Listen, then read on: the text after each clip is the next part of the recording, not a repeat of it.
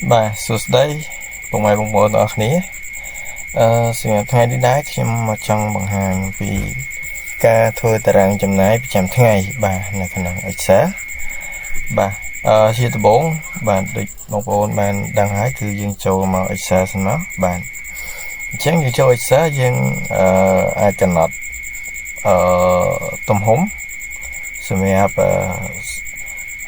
กระดาษ picture ឬក៏ផ្ដេកសម្រាប់ខ្ញុំយកกระดาษផ្ដេកបងប្អូនណាបាទហើយ size គឺខ្ញុំយក A4 អូខេបងប្អូនបាទអញ្ចឹងខ្ញុំចាប់ទាញបងប្អូនចាប់ទាញមកបាទទាញប៉ុណ្ណេះមកបាទបងប្អូនទៅ select ជាកំណត់ជាកន្លះរោបាទអូខេខាងលើនេះបងប្អូនដាក់ថា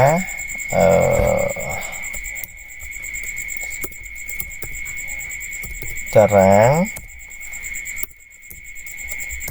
ចំណាយ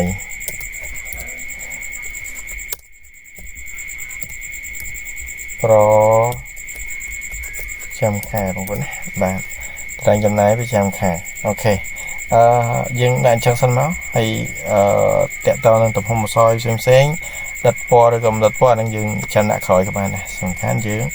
ឲ្យចេះការបង្កើតតារាងយើងដាក់លេខរៀងមកបាទចឹងមកអូខេសម្រាប់ទាំងអស់នេះយើងអាច select យកចំកណ្ដាលបងប្អូនបាទចំកណ្ដាលមកយើងយកបន្ទាត់កណ្ដាលអូខេអញ្ចឹងលេខរៀងយើងអាចកំណត់ណាដាក់លេខ1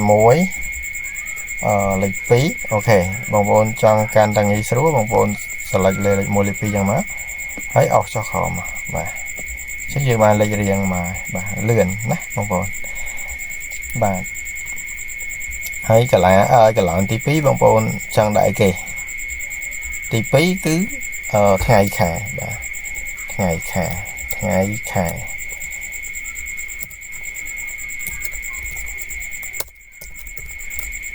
ឆ្នាំក៏បានបាទថ្ងៃខែឆ្នាំ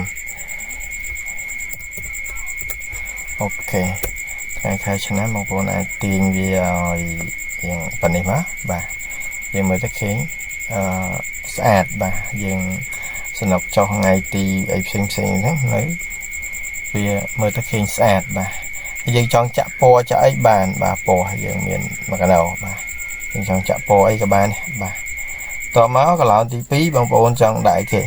កន្លងទី2យើងដាក់ចំណាយមុនឬក៏ចំណូលមុនបាទឬក៏យើងកន្លែងនេះយើងដាក់បរិយាយកន្លែងហ្នឹងយើងដាក់បរិយាយក៏បានយើងដាក់ចំណាយក៏បានចំណាយទៅលើទិញអីចឹងបងប្អូនអាចដាក់មកបាទចំណាយបាទចំណាយហើយកន្លែងនេះគឺប្រាក់សាច់ប្រាក់បងប្អូនដាក់សាច់ប្រាក់មកបាទប្រាក់អានេះប្រាក់កន្លែងនេះចំណាយហ្នឹងបងប្អូនចំណាយទៅលើគេឧទាហរណ៍ទី1ទៅលើការទិញឧទាហរណ៍ទិញការ៉េមចាស់បាទការ៉េមចាស់អញ្ចឹងទិញការ៉េមឲ្យកូនឧទាហរណ៍កន្លែងហ្នឹងដាក់ចំណាយការ៉េមអញ្ចឹងមកហើយកន្លែងសាច់ប្រាក់នេះឧទាហរណ៍ដាក់2000រៀលយើងសេជាលុយខ្មែរក៏បានជា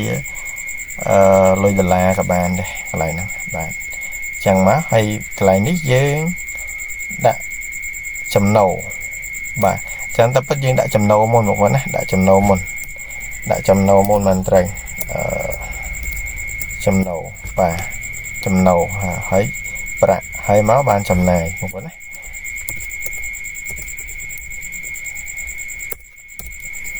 បានចំណាយអូខេចំណូលហើយចំណាយទៅលើគេមិនថាចំណូលពីយើង copy មកណាវិញណាបាទចំណាយទៅលើការ៉េមកដាក់យើងដាក់ចំណូលពីលុកអីមួយចាស់ឬក៏បងប្អូនមិនបាច់ដាក់ក៏បានចំណូលយើង select មកអស់ចេះក៏បាននេះបងប្អូនចង់ឲ្យចូលគ្នាបងប្អូនយកនេះមកបាទចឹងមកកន្លងហ្នឹងបានចំណូល dương mà chấm đã chấm nâu từ lợi ấy các bạn dương đã chẳng mất các bạn này ba cái lấy chấm này lấy cái rem một là pi pòn real chẳng tay bạn pi pòn real chẳng tay pi pòn real cái lấy nít bạc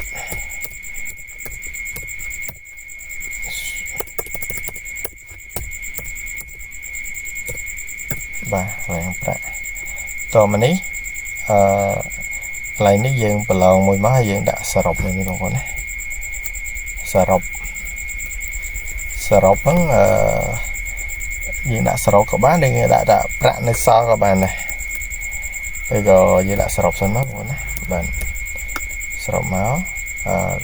កន្លងនេះយើងដាក់ប្រាក់នៅសល់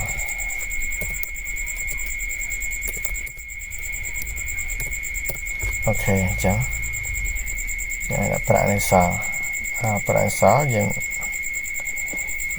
select ចេះបានសរុប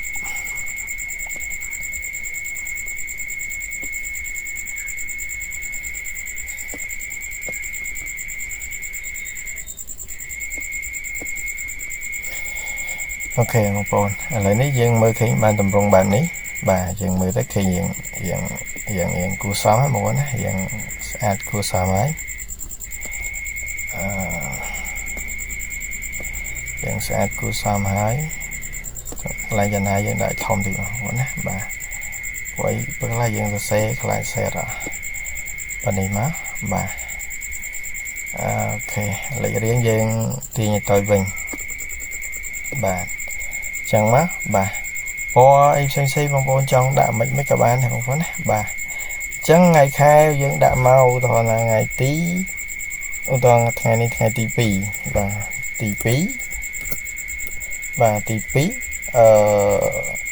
ខែ7 2026អូខេអញ្ចឹងមកបងប្អូនដាក់អញ្ចឹងមកហើយសម្រាប់ការដាក់ថ្ងៃជាអង់គ្លេសជាផ្សេងចាំឲ្យខ្ញុំបង្ហាញពេលក្រោយទៀតតែលេងខ្ញុំបង្ហាញភាពងាយតែមួយឲ្យបងប្អូនបានចេះសិនបកកែតារាងសិនអូខេអញ្ចឹងបងប្អូនបានឃើញណាបាទកន្លែងនេះតាមពិតយើងដាក់នេះមុនបងប្អូនយើងដាក់ទៅដាក់ថ្ងៃទី2បាទខែយើងដាក់នៅមុខវិញបាទអូខេអញ្ចឹងមកចេះបានត្រូវអូខេបងប្អូនខែ7ថ្ងៃទី2យើងអស់មកវាលោតចឹងបងប្អូនណាយើងចង់ដាក់ខែជាភាសាអង់គ្លេសក៏បានប៉ុន្តែខ្ញុំចង់បង្ហាញពេលក្រោយតែឥឡូវបង្ហាញបងប្អូនបានចូលសិនបាទចំណូលបានមកពីលើអីបងប្អូនសរសេរមកបាទជាទឹកលុយមែនយើងដាក់មកចំណូលហ្នឹងយើងទិញឲ្យធំមកបងប្អូនណាបាទចំណូលបានពីអីគេយើងដាក់តាមហ្នឹងមកហើយក៏ចំណាយបងប្អូនចំណាយទៅលើអីបងប្អូនដាក់តាមនឹងដូចគ្នាបងប្អូនណាបាទកន្លងនេះខ្ញុំតវិញបាទលុបបាទអូខេចឹងណាចឹងចំណូលបងអាចដាក់មកចំណូលពីប្រាក់ខែចំណូលពីការឲ្យក្រៅប្រចាំថ្ងៃបើអត់ទេបងប្អូនបាច់ដាក់ទេដាក់0ចឹងមកហើយតមកទៀតយើងចាំ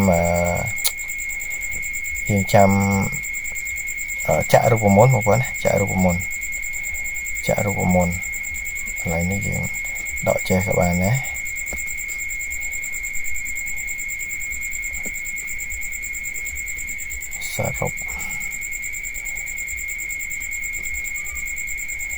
សរុបយើងលុបកន្លងនេះមួយក៏បានយើងវាយនេះសិនមកបងប្អូនណាបាទយកនេះមកដាក់នេះមក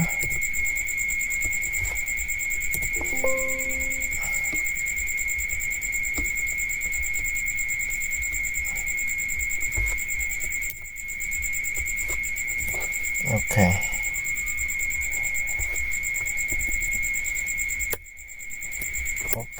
បងប្អូន នេះមកបាទឡើយទីធំបងប្អូនបាទពីប្រឡោះនេះបងប្អូនអាចលុបចោលក៏បានលុបចោលក៏បានបងប្អូនទុកសិនក៏បានដើម្បីឲ្យងាយស្រួលបងប្អូនចង់ដាក់អីផ្សេងទៀតបងប្អូនដាក់បានទៀតបាទប៉ានេះមកបាទប៉ានេះមកអូខេបាទបងប្អូនអញ្ចឹងចំណូលបងប្អូនផ្សេងមកចំណូលពីអីប្រាក់លុយបានមែនអញ្ចឹងទៅបាទដាក់មកចំណាយអញ្ចឹងមកបងប្អូនចាក់ពណ៌ទីមកឲ្យមើលទៅឃើញរាងស្អាតពណ៌លឿងចេះក៏បានយើងដាក់ពណ៌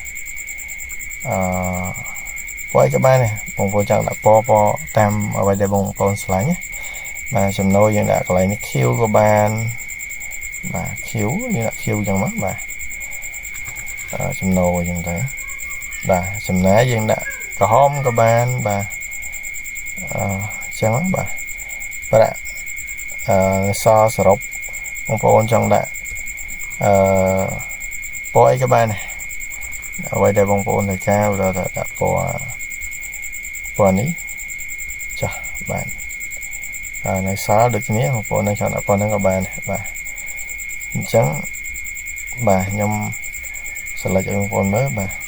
ពណ៌ខាងក្រោមនេះបងប្អូនចង់ដាក់ពណ៌បែបណាក៏បានអ្វីដែលបងប្អូនស្រឡាញ់បាទពណ៌នេះមើលទៅយ៉ាងមួយយ៉ាងដែរបាទអញ្ចឹងអូខេការតារាងខ្ញុំមានប៉ុណ្នេះតារាងចំណាយប្រចាំខែបាទប្រចាំខែបងប្អូនដាក់ទំហំមកបាទ18បងប្អូនបាទ18មក select ចេញមកបាទមើលទៅយើងស្អាតបងប្អូនណាចឹងមកតារាងចម្លើយប្រចាំខែមានអីបងប្អូននេះមកហើយចងរូបមន្តចងនៅកន្លែងនេះបងប្អូនចងមកណែសរុបបាទន័យថាយើងយកប្រាក់ចំណូលនេះដកចំណាយនេះនៅឃើញកន្លែងនេះយើងមកដាក់នៅនេះគឺក៏បានដែរប្រាក់នៃសល់យើងដកមកណាសរុបយើងសរុបលុយចំណាយរបស់យើងមកហើយយើងដាក់ដកជាមួយនឹងចំណូលបាទចំណូលដកចំណាយយើងឃើញនៅសល់កន្លែងនេះអញ្ចឹងមេរៀនក្រោយខ្ញុំនឹងបង្ហាញពីការដាក់ថ្ងៃខែជាភាសាអង់គ្លេសហើយហ្នឹងការចងរូបមន្តអូខេវីដេអូនេះមានតែប៉ុណ្ណឹងអរគុណច្រើនបងប្អូនសម្រាប់ការចូលទស្សនាហើយបងប្អូនស្រឡាញ់ចូលចិត្តជួយចុច Subscribe ផងណាបងប្អូនអរគុណ